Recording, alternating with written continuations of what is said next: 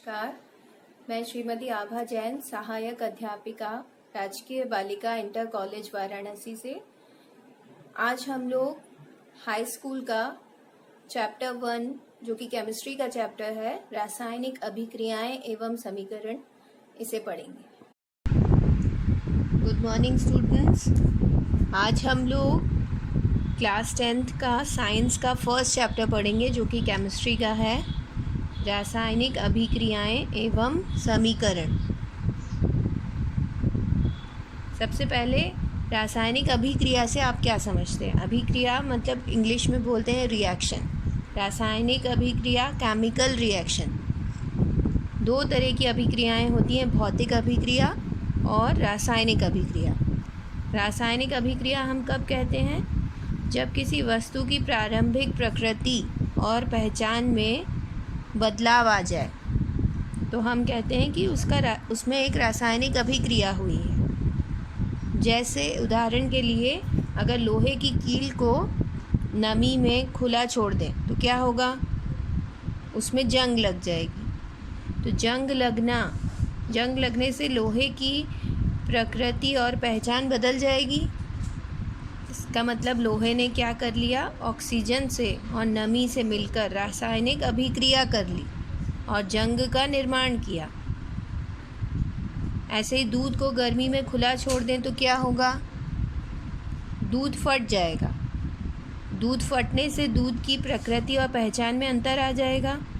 अब दूध पहले जैसा नहीं रहा, तो इसका मतलब दूध का फटना एक रासायनिक अभिक्रिया है। अच्छा बताइए, क्या बर्फ़ का पिघलना और पानी बनना एक रासायनिक अभिक्रिया कहलाएगी? नहीं, ये एक भौतिक अभिक्रिया है। क्यों?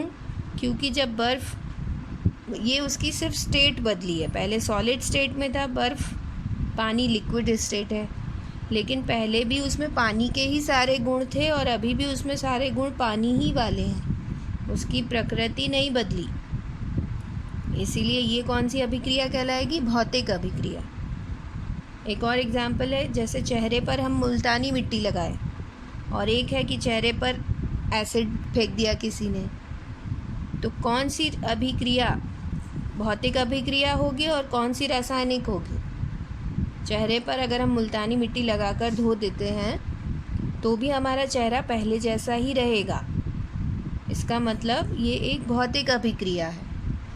इसमें कुछ ना कुछ रिएक्शन हुई है। मुल्तानी मिट्टी ने मैल को हटा दिया, परत को हटा दिया, लेकिन ये केमिकल रिएक्शन नहीं है। ये कौन सी रिएक्शन है? ये भौतिक अभिक्रिया है। और चेहरे पर अगर एसिड फेंकते हैं तो चेहरे की प्रकृति पहचान पूरी तरह बदल जाएगा। तो वो कौन सी रिएक्शन है? चेहरे और एसिड के बीच में केमिकल रिएक्शन है, रासायनिक परिवर्तन है, रासायनिक अभिक्रिया है। एक और उदाहरण है आपके बुक में रासायनिक अभिक्रिया का, मैग्नीशियम एक धातु है, नाम आप लोग सुन चुके हैं पहली क्लासेस में। मैग्नीशियम की रिबन आती है, तो मैग्नीशियम को वायु की उपस्थिति में जलाना। वायु की उपस्थिति में जलाने का मतलब है ऑक्सीजन से रिएक्शन। किसी भी चीज़ को जलने के लिए ऑक्सीजन की आवश्यकता होती है। तो मैग्नीशियम की रिबन को वायु की उपस्थिति में जलाने से क्या बनता है? मैग्नीशियम ऑक्साइड बनता है। ये भी एक रासायनिक अभिक्रिया है, क्योंकि धातु और गैस मिलकर एक नए तत्व का निर्माण करते हैं, नए यौगिक का, मैग्नीशियम ऑक्साइड। इसमें एक क्वेश्चन आपकी बुक में आता है कि मैग्नीशियम रिबन को जलाने से पहले रेगमाल से घिसना क्यों चाहिए? उसका आंसर में आपको यही लिखना है कि मैग्नीशियम वायु में उपस्थित ऑक्सीजन से अभिक्रिया करके मैग्नीशियम ऑक्साइड का निर्माण कर लेता है। तो अगर हम मैग्नीशियम की रिएक्शन करवाना चाहते हैं, देखना चाहते हैं, तो उसको हमें पहले रेगमाल से घिस के मैग्नीशियम ऑक्साइड की परत को हटा देना चाहिए। रासायनिक समीकरण। किसी भी अभिक्रिया रिएक्शन को दर्शाने के लिए, मतलब दिखाने के लिए, हमें उसे लिख कर दिखाने के लिए हम लोग यूज़ करते हैं रासायनिक समीकरण का। रासायनिक समीकरण जैसे हमने यहाँ ऊपर लिखा था, magnesium plus oxygen gives magnesium oxide. इसमें बीच में एक तीर का निशान है। इसके लेफ्ट हैंड साइड पर जो भी हम लिखते हैं उन्हें कहते हैं अभिकारक, और जो राइट हैंड साइड पर लिखा है वो है उत्पाद। तो यहाँ पर मैग्नीशियम और ऑक्सीजन क्या हुए? अभिकारक, रिएक्टेंट्स, रिएक्ट करने वाले, और MgO क्या हुआ? उत्पाद, मैग्नीशियम ऑक्साइड। किसी भी समीकरण में ये देखने के लिए कि समीकरण संतुलित है, बैलेंस्ड है या नहीं, तीर के दोनों तरफ द्रव्यमान बराबर होना चाहिए। द्रव्यमान बराबर होने का क्या मतलब है? कि तीर के दोनों ओर परमाणुओं की संख्या बराबर होनी चाहिए। जैसे हमारे सामने ये एक समीकरण लिखा हुआ है, इसमें अभिकारक है जिंक जस्ता प्लस सल्फ्यूरिक अम्ल H2SO4, फिर तीर का निशान ZnSO4 zinc sulphate plus H2 hydrogen gas. अब हमें देखना है कि ये समीकरण संतुलित है या नहीं। तो इसके लिए हम क्या देखेंगे कि तीर के बाएं तरफ और दाएं तरफ हर परमाणु की संख्या बराबर है कि नहीं है। जैसे जिंक यहाँ कितना है? 1, इस तरफ कितना है? 1।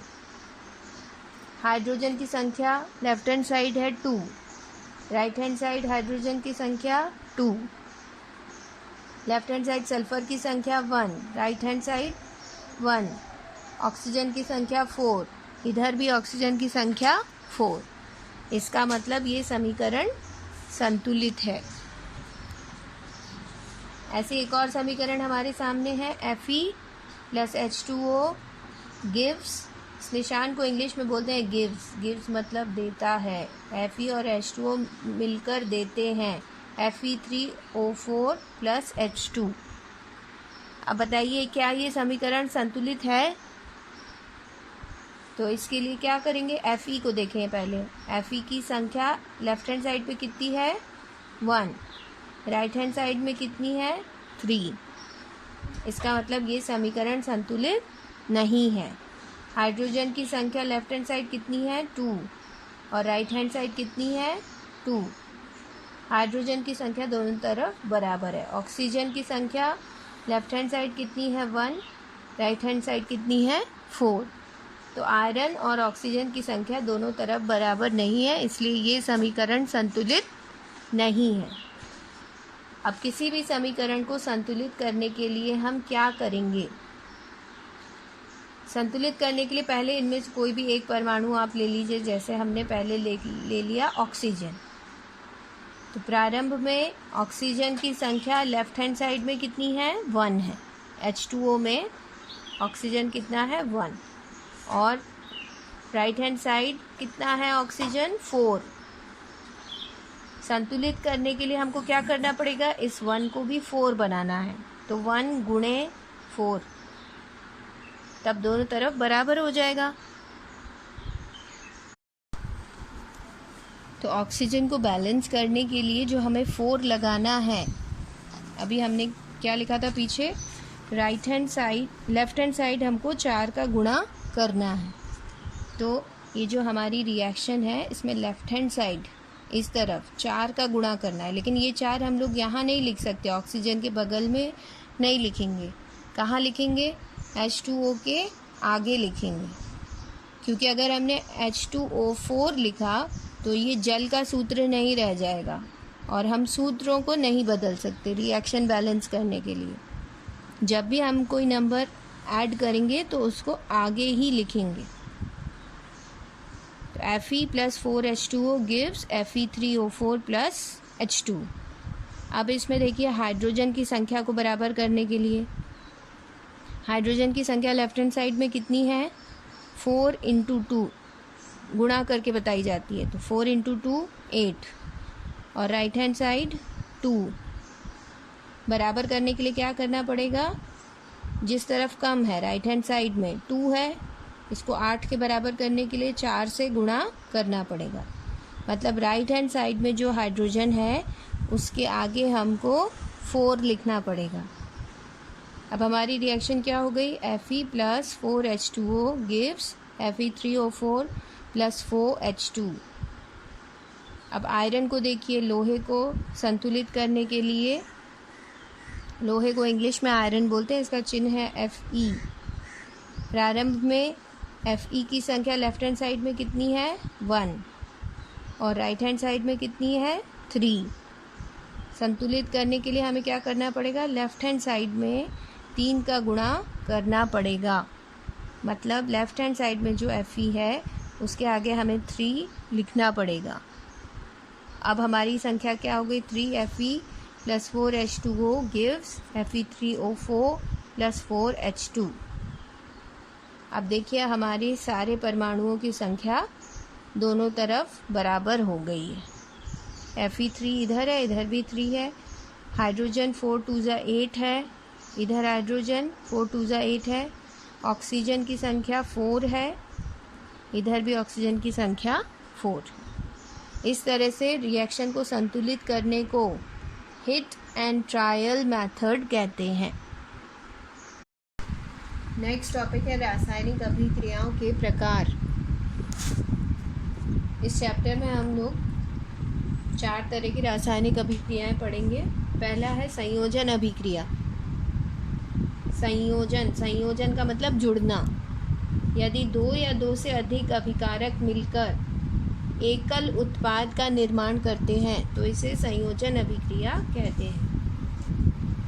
एक उदाहरण है इसमें, कैल्शियम ऑक्साइड CaO जब जल से अभिक्रिया करता है तो CaOH होल ट्वाइस बुझा चूना का निर्माण करता है और इसमें इस अभिक्रिया में बहुत अधिक ऊष्मा भी निकलती है।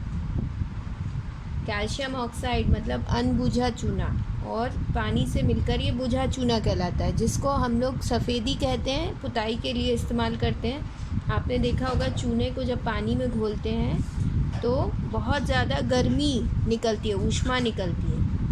इस तरह की अभिक्रिया को ऊष्माक्षेपी अभिक्रिया भी कहते हैं, जिसमें ऊष्मा निकलती है, हीट निकलती है।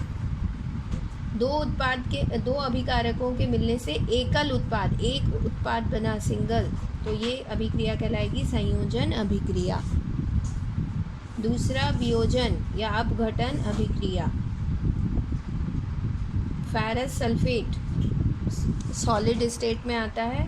इसको अगर हीट किया जाए, ऊष्मा दी जाए, तो ये 3 टुकड़ों में टूट जाता है। Ferric oxide solid, sulphur dioxide gas और SO3 भी गैस। इसमें सल्फर के जलने से, सल्फर के दहन से उसकी एक पर्टिकुलर विशेष गंध आती है। इस रिएक्शन में हमने पहले ऊष्मा दी, तब एकल अभिकारक कई टुकड़ों में टूट गया। इस अभिक्रिया को कहते हैं वियोजन या अपघटन अभिक्रिया। इसमें अभिकारक एक था और बनने वाले उत्पाद ज़्यादा थे। तो ये कौन सी अभिक्रिया है, वियोजन या अपघटन अभिक्रिया, जिसमें हम पहले हीट देते हैं फिर रिएक्शन होती है। उस रिएक्शन को कहते हैं ऊष्माशोषी अभिक्रिया। अवशोषित करना मतलब एब्जॉर्ब करना।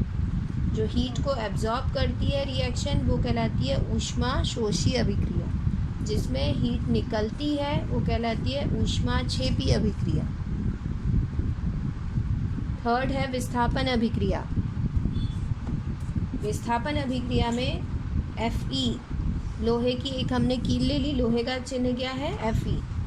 उसको कॉपर सल्फेट, नीले कलर का विलयन होता है घोल कॉपर सल्फेट का, उसमें डाल दिया लोहे की कील को, तो क्या होगा, थोड़ी देर बाद हम देखेंगे कि जो सॉल्यूशन का नीला कलर था, विलयन का नीला कलर था, वो गायब हो जाएगा। क्यों? क्योंकि Fe और CuSO4 में जब आपस में रिएक्शन होती है तो Fe Cu को उसकी जगह से विस्थापित करके खुद SO4 के साथ आ जाता है और फेरस सल्फेट का निर्माण करता है। कॉपर को हटा के Fe ने कॉपर को विस्थापित कर दिया। विस्थापित कर दिया मतलब उसकी जगह से हटा दिया। इस तरह की अभिक्रिया को कहते हैं विस्थापन अभिक्रिया। द्विविस्थापन अभिक्रिया। द्विविस्थापन मतलब एक साथ दो चीज़ों का विस्थापित होना। दो आयनों का अपनी जगह बदलना। अभिकारकों के बीच आयनों का आदान प्रदान होता है तो उसे कहते हैं द्विविस्थापन अभिक्रिया। जैसे Na2SO4 sodium sulphate plus barium chloride के बीच जब अभिक्रिया होती है तो इसमें कौन कौन से आयन हैं? Na+ है, SO4- 2 है, Ba+2 है, Cl- है। Na-SO4 के साथ है तो वो BaSO4 के साथ हो गया, और Cl बेरियम के साथ था तो Cl सोडियम के साथ हो गया। आयनों का आदान प्रदान हो गया, अभिकारकों के बीच आयनों का आदान प्रदान हो गया। इस तरह की अभिक्रिया को क्या बोलेंगे? द्विविस्थापन अभिक्रिया। चौथा है अब उपचयन एवं अपचयन अभिक्रिया। उपचयन को इंग्लिश में बोलते हैं ऑक्सीडेशन और अपचयन को बोलते हैं रिडक्शन। इसीलिए अपचयन उपचयन अभिक्रिया का इंग्लिश में नाम है रेडॉक्स रिएक्शन।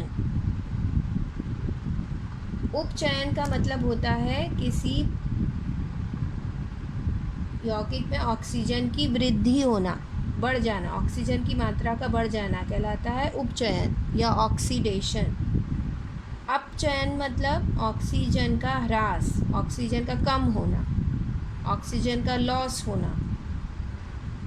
जैसे ये उदाहरण है CuO+H2 gives Cu+H2O। इस अभिक्रिया में कॉपर के साथ ऑक्सीजन था, इस कॉपर ऑक्साइड ने अपना ऑक्सीजन लूज़ कर दिया, मतलब ऑक्सीजन का ह्रास हो गया, तो हम कहेंगे कि कॉपर ऑक्साइड का क्या हो गया? अपचयन। कॉपर ऑक्साइड का क्या हो गया? अपचयन हो गया, ऑक्सीजन का ह्रास हो गया। और H2 ने ऑक्सीजन गेन कर लिया, H2 के साथ में ऑक्सीजन आ गया, ऑक्सीजन की वृद्धि हो गई, तो H2 का क्या हो गया? उपचयन। ऑक्सीजन की वृद्धि, ऑक्सीडेशन हो गया। H2 का ऑक्सीडेशन हो गया, CuO का रिडक्शन हो गया। जब भी ऑक्सीडेशन होगा तो साथ में रिडक्शन होगा ही, जब भी उपचयन होगा तो साथ में अपचयन होगा ही। इसीलिए इस अभिक्रिया को क्या कहते हैं? Redox reaction. रिडक्शन भी होता है और ऑक्सीडेशन भी होता है। इसके अलावा आपके चैप्टर में 2 और टॉपिक्स हैं, संक्षारण और विकृत गंधिता। संक्षारण का इंग्लिश में बोलते हैं करोजन, जंग लगना।